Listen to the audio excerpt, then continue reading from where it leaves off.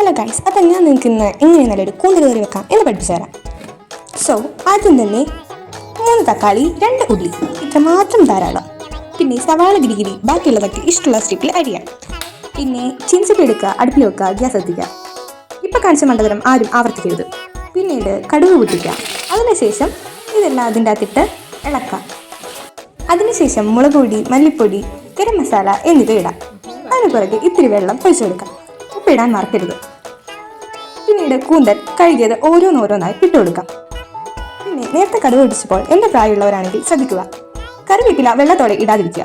സ്ഫോടനങ്ങൾ പലപ്പോഴും നടക്കുന്നതാണ്. കൂന്തൽ ഇട്ടതിനു ശേഷം കുറച്ചു നേരം അടച്ചു വെക്കുക. കണ്ടില്ലേ, ഇപ്പൊ പോയ ആ കത്തി എൻ്റെ ദേഹത്ത് തെറിക്കാത്തത് എത്രയോ ഭാഗ്യം. ആ കറികൾക്ക് ശേഷം അവൻ എന്നെ വിളിച്ചു കൊണ്ടുപോയത് കളിക്കാൻ എന്ന് പറഞ്ഞ എൻ്റെ കാർ കരിഞ്ഞു പോയനെ. സോ ഇന്നത്തെ എൻ്റെ കറി കഥ ഇവിടെ അവസാനിക്കുകയാണ്. ലൈക്ക് അടിച്ച് സബ്സ്ക്രൈബ് ചെയ്യാൻ മറക്കല്ലേ.